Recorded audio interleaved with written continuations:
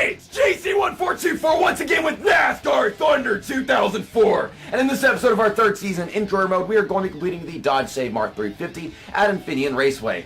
In the last episode, we went to Michigan where we finished in top 5, had a really good run. We started up there and we were just hanging on to the draft of other drivers, but some guys were able to pull away with it. Ryan Newman got the win.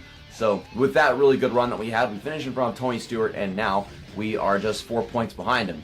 Considering how good we ran at Infineon last time we came there, despite the odds being against us, it was a collab video with KCal Gaming and it had a late race caution. I was passing a bunch of cars and just knock them out of the way. We should be able to get the pole this time, keep the lead, and lead almost the entire race. But anytime I assume that good things are going to happen to me in this game, it's not always like, we're going to go ahead and give this to JC. It'll try some curveball at me.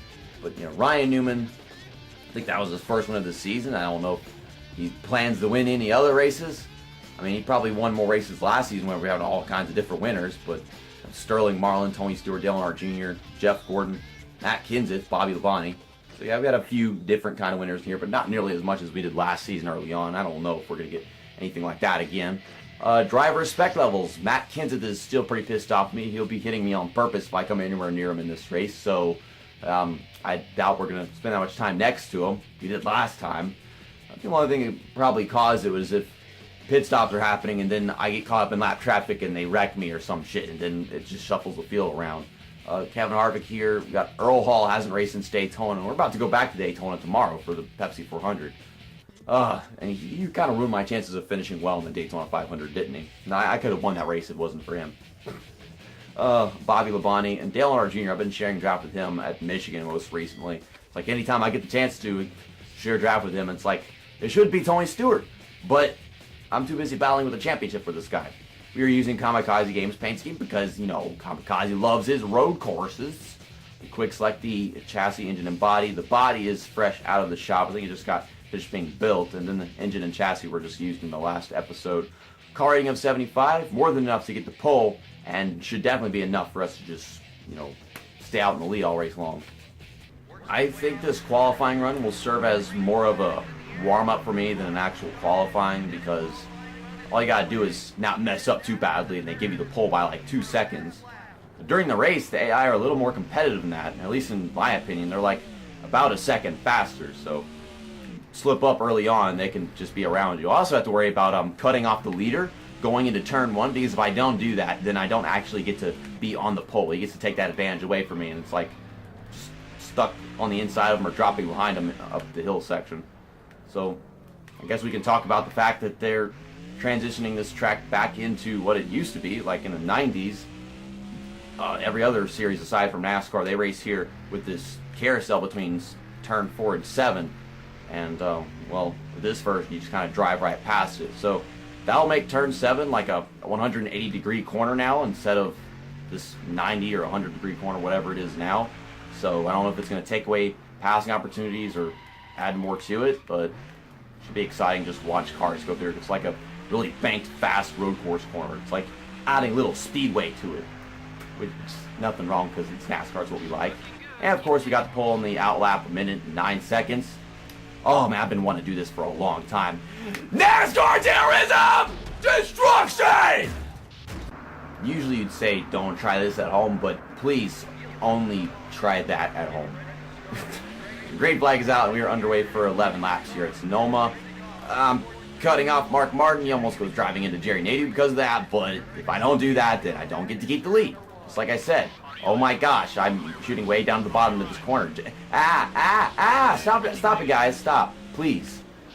These guys just start driving into me like it's freaking nothing. Jerry Nadeau and Mark Martin. I'm gonna leave now. I'm gonna stop talking and trying to drive, and we're just gonna do this shit. I'll get back to you guys after I've fast forwarded the next 5 or 6 laps and we're taking our pit stop, because quite frankly, if I try talking, I get my ass raked. Because of that terrorism, man.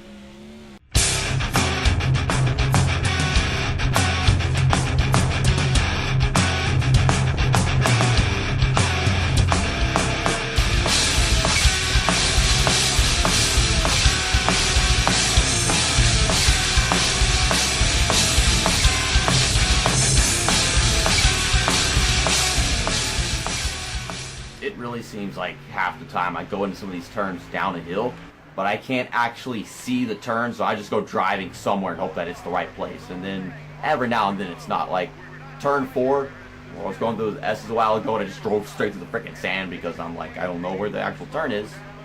I swear I'm actually affected by this back end damage because this car was turning weird, like different than it did in qualifying. Tire pressures are a little low, but I don't think I want to turn them up because that would kind of be more of a problem.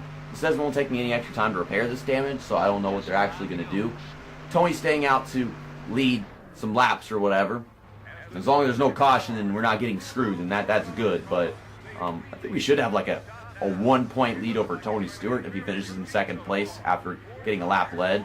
The sad part is Jerry Nadeau was behind me, and I think he was waiting to lead a lap.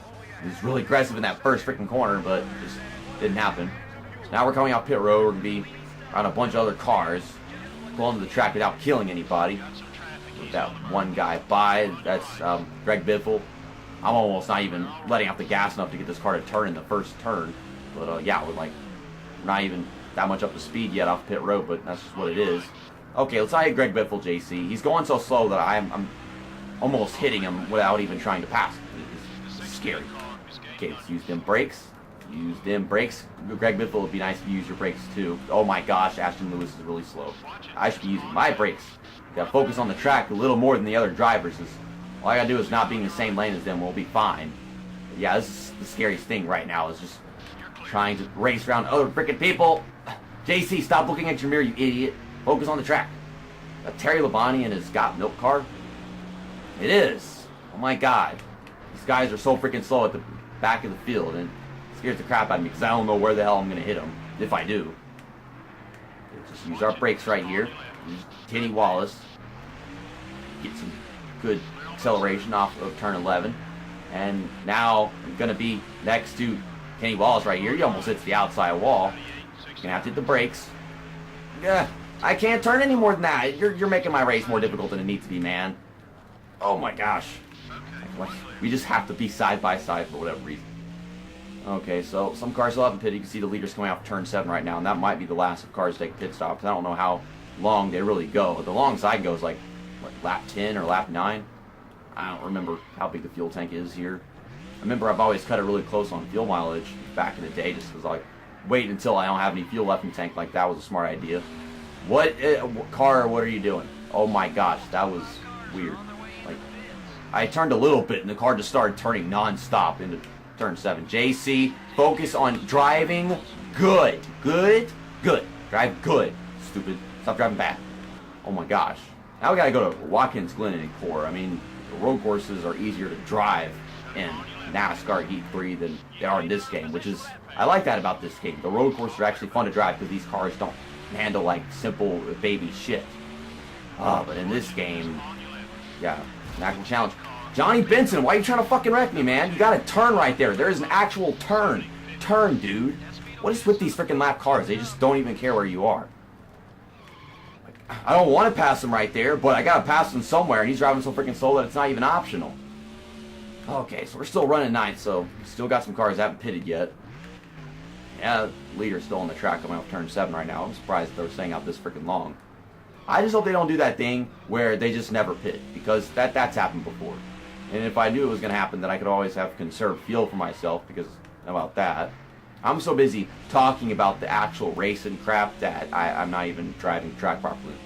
Just mashing the brakes a whole freaking second early and then not going anywhere afterwards. The brakes right here, so I'll go skidding off the left side. Okay, so we got more cars pitting, and that's got to be the last of them. And man, I'm already right behind whoever these leaders are, so I don't know if those were people that were in the middle of the field or already at the back of the field or what, but we definitely stayed out that long just to get some laps led. See, if Dale Earnhardt Jr. is for position, even though he's just now heading down pit road, he's going to be finishing really badly in this race. Pretty much all these drivers right here are going to be finishing really badly in this race. Well, with that lap, 2 to go.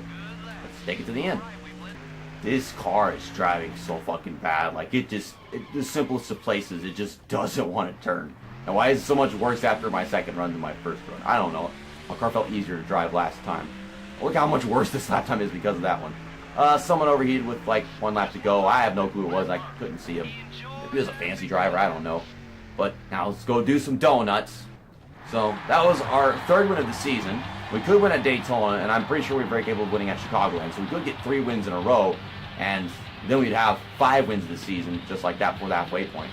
So I want to do some donuts, but this track is very difficult to do donuts at. So here we go. Oh, Sonomas! Sonomas! That's a weird word. But Sonoma!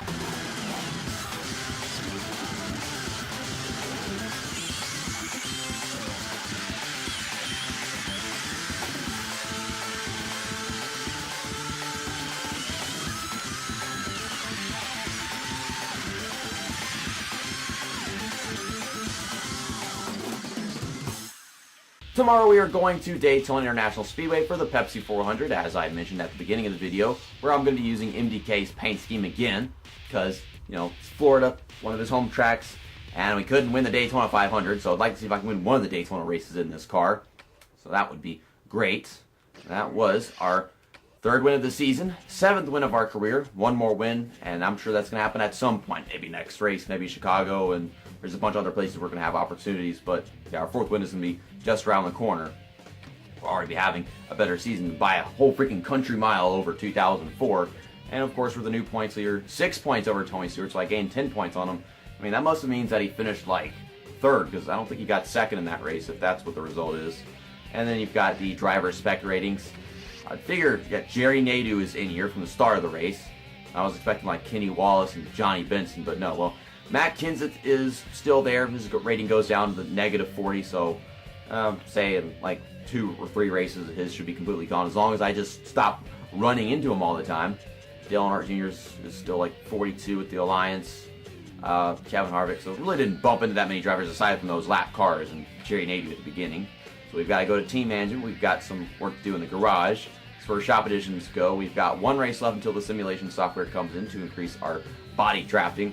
Really comes in handy at super speedways and really fast tracks and straightaways and stuff like that. Prestige with my sponsors is just literally always going up. I can't believe I'm performing this well. We're going to get to season 4 and they're going to up the standards for my sponsorship and I have to win every fucking race, even though I'm going to stop doing qualifying just to add that as part of my career. So we just use that for the 2nd time. We can get rid of it because we have 2 fresh ones, which is weird. I usually don't have 2 fresh equipment.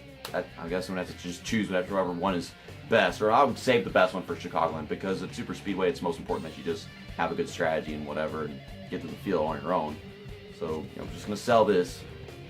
Let me decide right now. I think I'm going to go ahead and use this one for Daytona. We're going to use the really good one at Chicagoland, because at Daytona, like I said, it's just, getting through the field is the most important part, and this isn't really going to slow me down that much, whatever it is, as long as it's, closer to the ratings and everything.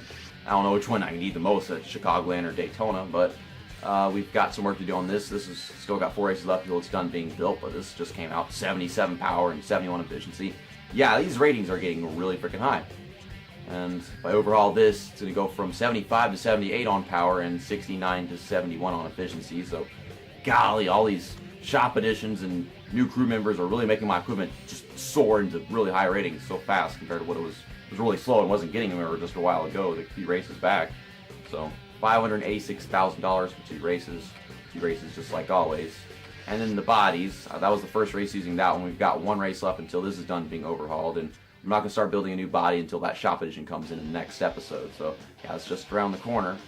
And then sponsorship, the happiness with Coca-Cola goes up to 88. I don't know if I'm going to be able to max out the happiness ratings with these darn things before the sponsors leave me. Like, I think they're going to do that with like the last 9 races of the season, if I'm correct. It says 11 of 36 races. So yeah, I think that's like right around race 27 or something they're going to finally go. But golly, can I get the ratings that high? I mean, I think I can do that in 11 races, and especially in 20 races with the Outback. I should be capable of getting these ratings all the way to the max. Just keep it up. Happiness goes up to 88 with them as well. So much, a bunch of 88. This is a Dale Jarrett conspiracy. No, 88. Dale Earnhardt Jr. He doesn't represent that number. Dale Jarrett does. Dale Earnhardt Jr. You can take the number 8. No, I'm the kind of guy that's like that whole appreciation tour thing. It's like, no, it should be the appreciation with the 8, but ended his career with the freaking 88 car. I don't know why I'm talking about that now, but yeah, we just got this 88 happiness conspiracy. That's a lot of Dale Jarrett happiness. See you next time. That's that, and episode over.